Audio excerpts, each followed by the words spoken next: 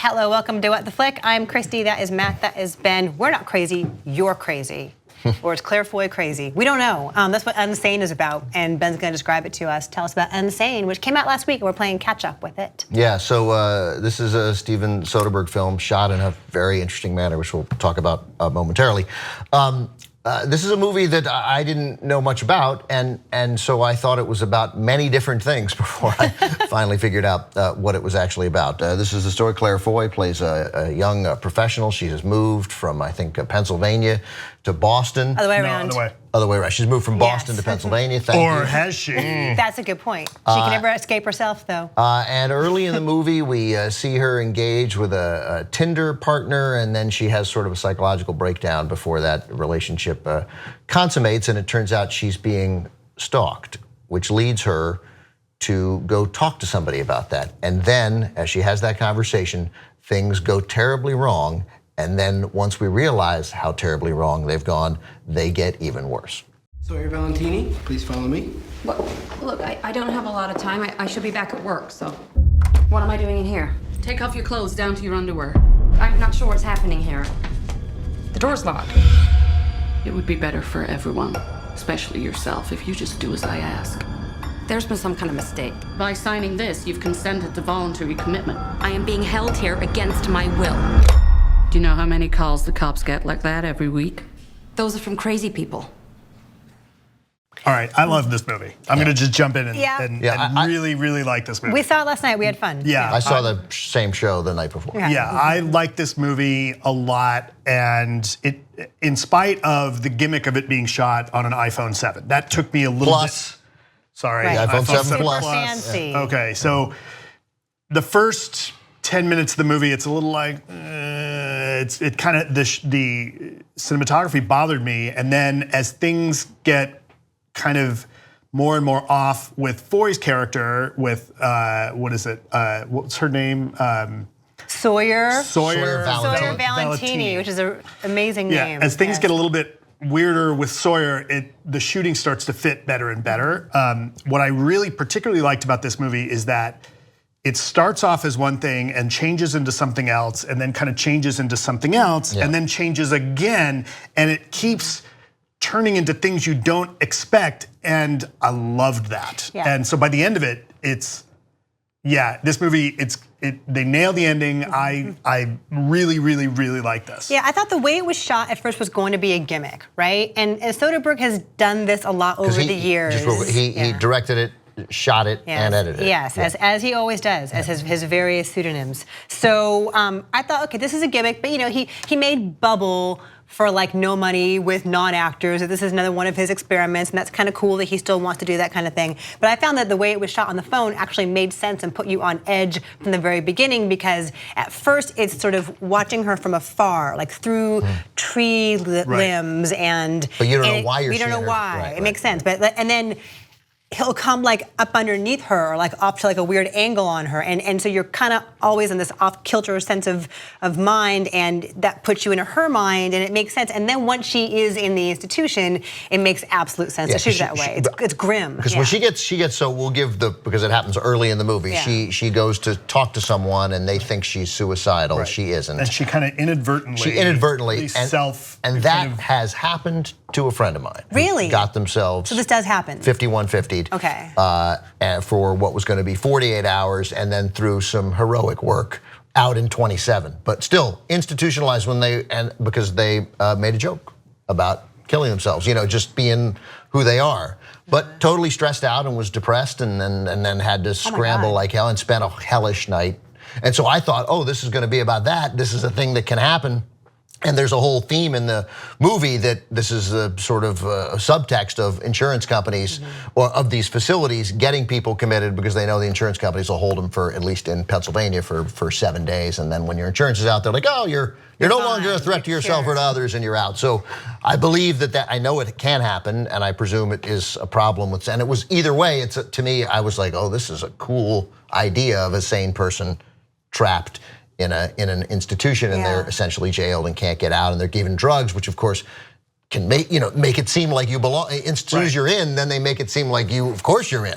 And of course you're going to lash out. Right, and of course you're going to lash out. Act like a crazy person, which makes them think you're a crazy person, which makes you stuck for even longer. But then it turns out, and we think that we don't want to give away the serious plot twist, but we think she's many of the plots. Many of them. But we think the thing that she says she's crazy about is you're thinking, oh, it turns out she is crazy. Right. Well, and then there's maybe she isn't, but maybe she is. It's really there's so many different things going on because she she inadvertently gets herself committed, and she has run-ins with the other patients, and one of them played by Jay Farrow, who was in Game Night recently. From Saturday Night Live. From Saturday Night Live. And unfortunately doesn't give us his killer Denzel Washington impression in this particular movie, but kind of gives her like some pointers like, hey, look, just do your time, keep your head down. And she has real trouble with that. And you think, and you start to doubt him, whether or not he's on the level. You doubt whether everybody's on the level. Right, you doubt everybody. And so you've got all these different layers happening, and they all get wrapped up in various ways that some are satisfying in various ways, some are not. And I'm trying to say this without giving it away, but I love that this movie kept going in directions I never expected, and I'm a big fan of that. I've talked about that before. Like at no point in this movie did I have any idea where it was going, and it kept taking left turns, but it earned them. And then again, the ending, like the very last scene is just so good, because then it makes you kind of go back and like, oh, whoa, wait a minute, and loved it, absolutely. And question everything you just saw. Question everything you just saw. Yeah, I've never seen The Crown, so I guess Claire Foy is pretty great. But one thing that I was really impressed by here is she's various versions of herself depending on who she's talking to throughout the course of the film. And so you wonder whether she's actually a sociopath because she can turn it on. Like when she wants to charm somebody and impress them with like how reliable she is and how charming she is, like she can be that, but she can also lash out violently out of nowhere. So she keeps you guessing the entire time. Is The Crown good? Is she good in The Crown? Don't watch The Crown. Is this a show you don't watch? There's a show that exists. Thousands of shows. Have you seen so The Crown? many shows. I've seen a little bit of it. Okay. She's good, I guess. It's about British people. So yeah, we see Sawyer be angry, we see her be vindictive, we see her be seductive, we see her act reasonable, we see her childlike, we see her play power games, and it's this terrific performance that you buy that this character is capable of that. She's that smart. Well, it makes me, as soon as I saw that, I haven't seen The Crown, but I saw it, so I thought, oh, every award she's won for The Crown is totally justified. Like this is. Even though you haven't seen it. It doesn't matter. This is an enormously talented. You can retroactively go back and watch it. Yeah. I just changed my number on the fly. I'm changing mine too. I have to do math again? Yeah. God. All right, what's your number now? You want to do it while we're here? Let me say one thing before you say that, it's going to raise the whole thing 0.3. As we talk about Claire Foy, I think what we see out of Claire Foy in this is a variation in performance that I think is close to what you see out of Tatiana Maslany in in Orphan Black. She does it all within one person, but you do see these different aspects of this person, and I thought it was fascinating. I did one thing that kept me a little irritated, and there was a moment when it had the first change where I was like bummed out because it seemed like it was going to be formulaic. Then they got out of that because it was not. No one would argue this is formulaic. Okay, great. It was shot on an iPhone 7 Plus. It needed some lights. There were a lot of there's more than one scene where I'm like, I can't see their faces. I can't. This is.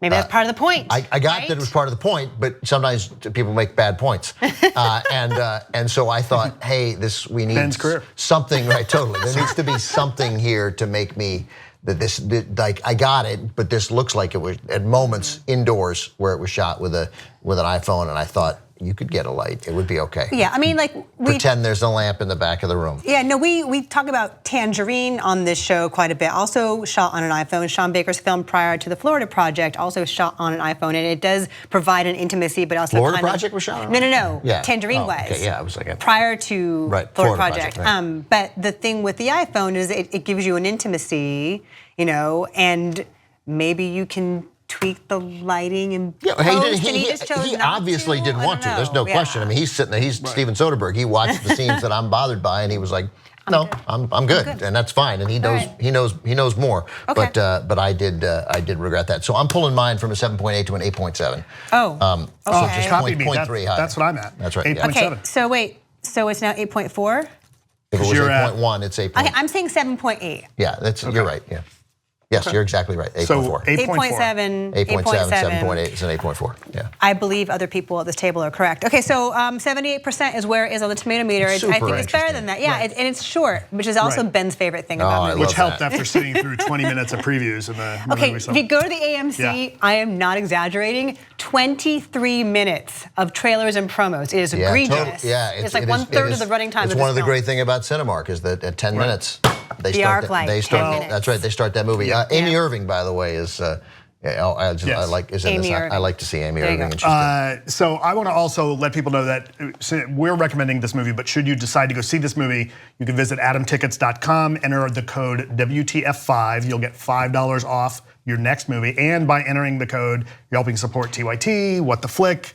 So you can get $5 off and feel good about helping us review more movies. That's good. So that's just saying. I'm not telling you what to do, but go do it. And we all like this movie, and we think we give credit to Soderbergh, but so Jonathan Bernstein, James Greer, they wrote it. wrote the This is script. a really interesting, well-written movie. Yeah. Yeah. Bye.